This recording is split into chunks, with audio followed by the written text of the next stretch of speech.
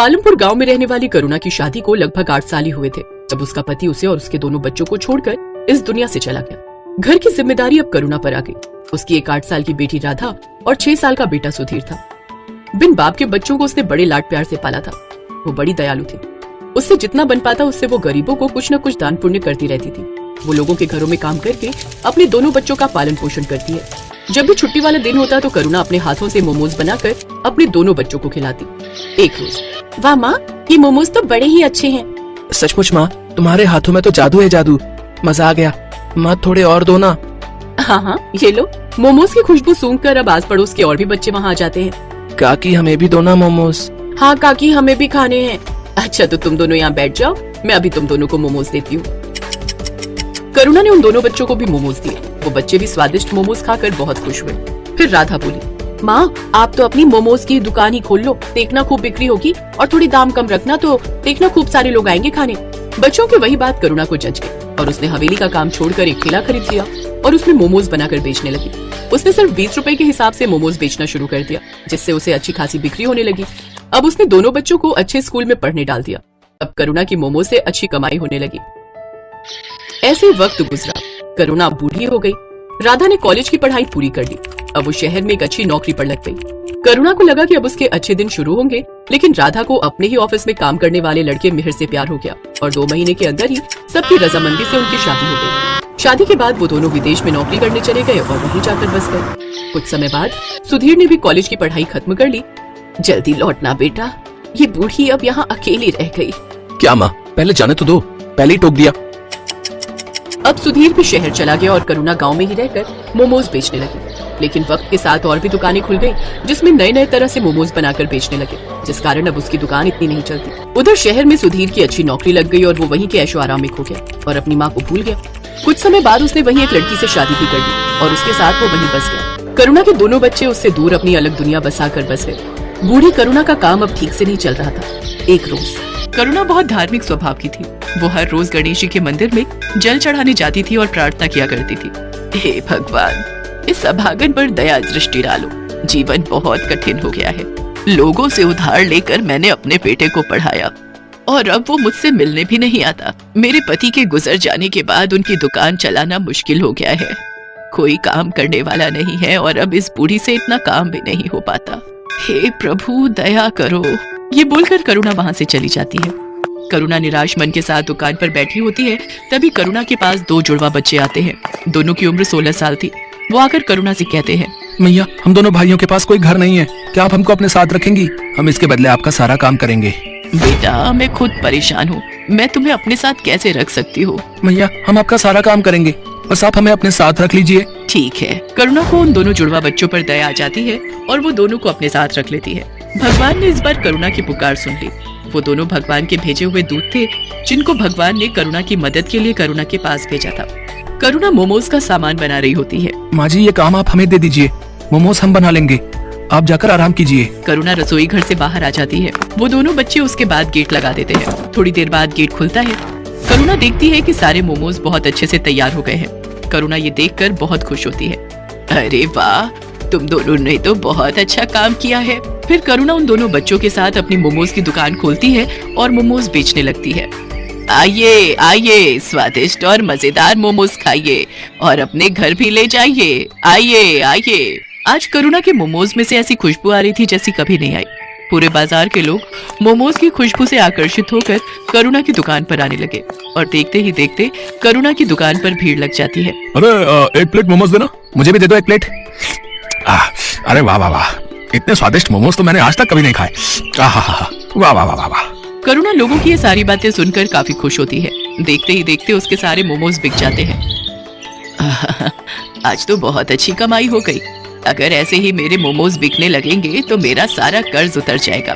दोनों बच्चे अब करुणा को कोई काम नहीं करने देते। दोनों मोमोज बनाते और करुणा के साथ उन्हें बेचने भी जाते। उन दोनों के बनाए मोमोज में ऐसा स्वाद था कि हर कोई उंगलियां चाटता रह जाता। एक रात की बात है, वो दोनों बच्चे रसोई घर का दरवाजा बंद करके मोमोज बना रहे थे। कमाल है, हर रोज ये दोनों रसोई घर बंद करके मोमोज क्यों बनाते हैं? आज देखती हूँ ये ऐसा करते क्या है। करुणा चुपके से जाकर खिड़की में से झांकती है। वो देखती है कि उन दोनों जुड़वा बच्चों के हाथ में से चमत्कारी शक्तियाँ निकलती हैं, जिससे मोमोज अपने आप बनते हैं। ये जादू देखकर करुणा दंग रह जाती है।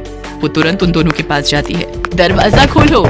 जी माँ जी। तुम लोग कौन हो? क्या? मैंने सब देख लिया खिड़की में से, जल्दी बताओ। डरिए मत, हम आपको कोई नुकसान पहुंचाने नहीं आए हैं, बल्कि हम तो आपकी मदद करने आए हैं। हम भगवान के दूत हैं, हमें गणपति जी ने आपकी मदद के लिए भेजा है। क्या सच में गणपति भगवान ने आपको मेरी मदद के लिए भेजा है? हाँ माँ जी, आपकी परेशानी भगवान ने सुन ली और हमें आपकी मदद के लिए ही भेजा है। करुणा ये सब सुनकर बहुत खुश होती है। अब इसके बाद दोनों फरिश्तों के जादू से करुणा के दिन अच्छे होने लगे। दोनों दूत रोज अपने जादू से मोमोज बनाते और करुणा उसे बेच आती। देखते ही देखते करुणा की दुकान चल पड़ी। लोग उसके मोमोज दूर दूर से खाने आते थे। ऐसा करते करते करुणा ने एक बड़ी मोमोज की दुकान खोल ली और धीरे धीरे उसने अपने सारे कर्ज भी चुका दिए। अब करुणा के पास धन की कोई कमी नहीं थी। ये बात करुणा के बेटे सुधीर तक भी पहुंच जाती है। इधर सुधीर की नौकरी भी जा चुकी थी, इसलिए एक दिन करुणा का बेटा सुधीर अपनी बीवी के साथ वापस आ जाता है। माँ प्रणाम, देखो मैं आ गया। अरे सुधीर बेटा, तू आ गया। तुझे देखने के लिए तो ये आंखें तरस गई थी। हाँ माँ, मुझे आपकी बहुत याद आ रही थी। मुझे आप माफ कर दो, मैं पागल हो गया था जो आपसे मिलने नहीं आ रहा था। मेरी मति मारी गई थी, लेकिन अब मैं आ गया हूँ। अब आपको कोई परेशानी नहीं होगी। माँ ये देख, ये तेरी बहू है मीरा। नमस्ते मम्मी जी, हमें माफ कर दीजिए। बेटा मैंने तुमको माफ तो तभी कर दिया जब तुम मेरी आंखों के आगे आए। आज भगवान ने मुझे सारी खुशियाँ दे दी। अब मुझे कुछ नहीं चाहिए। चलो अब तुम घर में। क्या हुआ? तिजोरी की चाबी मिली? हाँ ये रही। अब फटाफट इस बुढ़िया के सारे पैसे निकालो और चलो निकलते हैं यहाँ से। हाँ चलो। मीरा और सुधीर चुपके से जाकर तिजोरी खोलते हैं और वो तिजोरी में से सारा पैसा निकालकर अपने बैग में भर लेते हैं और वहाँ से भाग जाते हैं। भागते भागते वो गांव से बाहर निकल जाते हैं। तब वो थक कर एक जगह आराम करने के लिए बैठते हैं। इतना सारा पैसा मैंने पहली बार देखा है। अब जरा बैग खोलकर दिखाओ तो, इसे जी भर कर देख तो लूं मैं। सुधीर जैसे ही पैसों का बैग खोलता है वो देखता है कि उसमें बस राख है। दोनों फरिश्तों के जादू से वो सारे पैसे राख में बदल गए थे। वो दोनों ये देखकर दंग रह जाते हैं। वो दोनों राख को टटोल टटोल कर देखते हैं, पर पैसों का नामो निशान नहीं होता। अरे पैसे कहाँ गए? यहीं तो रखे थे। हाँ पैसे कहाँ गए समझ नहीं आ रहा है। तभी वहाँ पर दोनों जुड़वा बच्चे आ जाते हैं और वो दोनों सुधीर और मीरा पर जोर जोर से हंसने लगते हैं। अरे मूर्खों, कुछ नहीं मिलेगा उसमें। तुम्हारे मन में जब कालिक भरी है तो उसमें भी कालिक ही होगी ना। कैसी संतान है तू, अपनी माँ को लूटना चाहता है। तेरी माँ ने तेरे लिए इतना सब किया, ये जो मिला है ना तेरे को, ये तेरे कर्मों का फल है। और बिना माँ के तेरा जीवन भी इस राख के जैसा है, किसी भी कीमत का नहीं। अभी भी समय है, सुधर जा और जाकर अपनी माँ से माफी मांग ले। आप दोनों ने हमारी आंखें खोल दी, हम लोभ में अंधे हो गए थे। हम अब से ऐसी गलती नहीं करेंगे, हमें माफ कर दो। फिर मीरा और सुधीर अपनी माँ के पास वापस चले जाते हैं और उसे सब सच बताकर माफी मांग लेते हैं।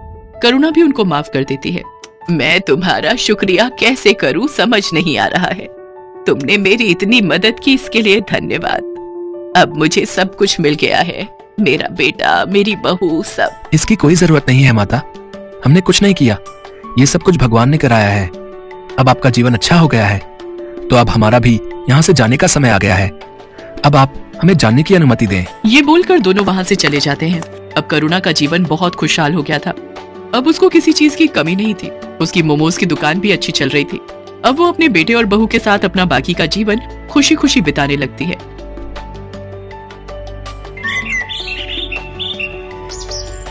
लक्ष्मी नाम की बूढ़ी औरत, जिसके चेहरे पर 70 की उम्र में झुर्रियां साफ दिखाई दे रही थी, पर उत्साह ऐसा मानो 20 बरस की कोई युवा महिला।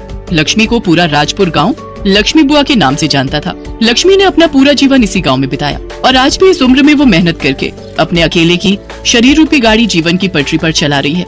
लक्ष्मी के पास एक छोटा सा खेत का टुकड़ा है, जिस पर वो बढ़िया दानेदार भुट्टे उगाती है और फिर उन भुट्टों को भूनकर गाँव में बेचती है। लक्ष्मी के भुट्टे पूरे राजपुर गाँव में प्रसिद्ध है।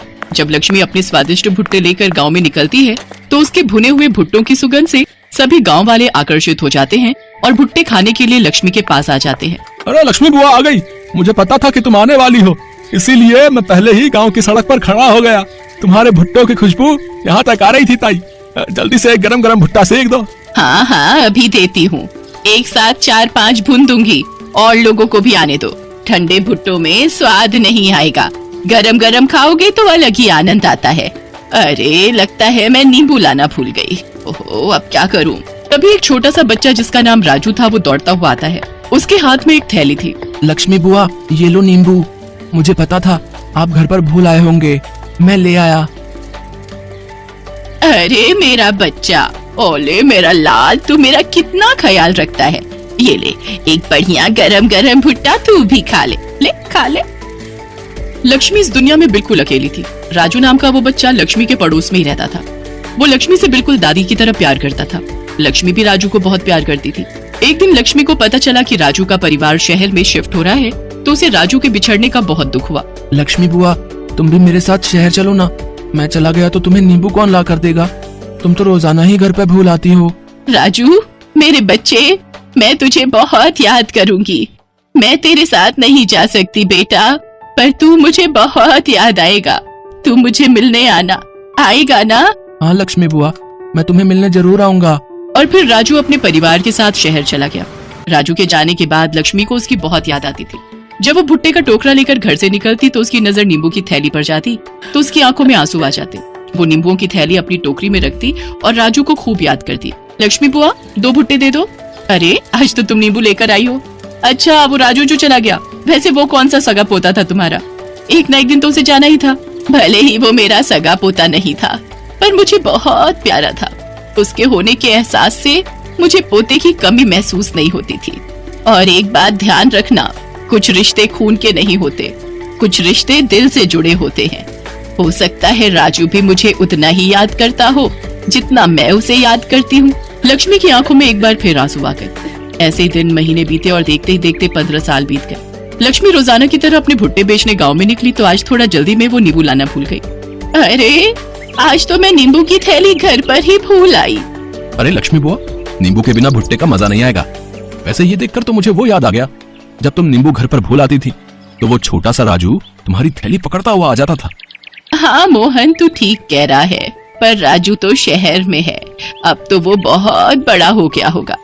आज तुम्हारी बातें सुनकर मुझे भी उसकी बहुत याद आ रही है। जैसे ही लक्ष्मी अपनी बूढ़ी आंखों से आंसू पोंछने लगती है, उसके सामने नींबू की थैली लिए एक बहुत ही सुंदर लंबा चौड़ा कद का लड़का खड़ा होता है। लक्ष्मी बुआ, आज तुम फिर अपनी थैली घर पर भूल आई ना? अगर मैं न लाता तो? कौन? राजू? लक्ष्मी बुआ, तुमने मुझे पहचान लिया। हाँ, मैं वही तुम्हारा बचपन का छोटा सा राजू। देखो अब मैं कितना बड़ा हो गया हूँ। राजू मेरे बच्चे, मेरे लाल, तू कितना बड़ा हो गया। तू कब आया? सुबह ही तो आया और आते ही तुमसे मिलने घर गया, पर पता चला कि तुम तो भुट्टे बेचने निकल गई हो, इसलिए तुम्हारी थैली घर पर देखी तो वो मैं ले आया। लक्ष्मी बुआ, तुम कैसी हो? देख देख कैसी लग रही हूँ। वैसी ही जैसे पहले थी, मेरी प्यारी लक्ष्मी बुआ। और फिर राजू लक्ष्मी के गले से लग जाता है। राजू लक्ष्मी को अपने साथ शहर चलने के लिए मना ही लेता है। लक्ष्मी बुआ, अब मना मत करना। अब तो तुम्हारा राजू अपने पैरों पर खड़ा हो गया है, अच्छी नौकरी करने लगा है, इसलिए वो अपनी लक्ष्मी बुआ को अपने पास रख सकता है। प्लीज मेरे साथ चलो ना। तुमने बहुत गरीबी में दिन काट लिए, बहुत मेहनत कर ली, अकेले जिंदगी को बहुत जी लिया। अब अपने पोते के साथ जिंदगी जीने का वक्त है लक्ष्मी बुआ। मुझे दादी का प्यार चाहिए, जिसके लिए मैं इतने साल तरसा हूँ। तुम तो जानती हो, मेरे अपने दादा दादी तो बचपन में ही गुजर गए। मैंने तुम्हारे रूप में ही दादी को देखा है। लक्ष्मी बुआ, मेरे साथ चलो ना। अपने राजू को अपने लिए कुछ करने का मौका दो। राजू लक्ष्मी को अपने साथ लेकर शहर आ जाता है। जिंदगी के आखिरी पलों में लक्ष्मी ने वो देख लिया जिसकी उसने बरसों से कामना की थी। उसे पोते और बहू का सुख मिला। राजू के माता पिता लक्ष्मी की बहुत इज्जत करते हैं। सच, बहुत कम ऐसे लोग दुनिया में होते हैं जो इस तरह के रिश्तों को निभाते हैं, और ये रिश्ते ही तो सबसे अनमोल बन जाते हैं।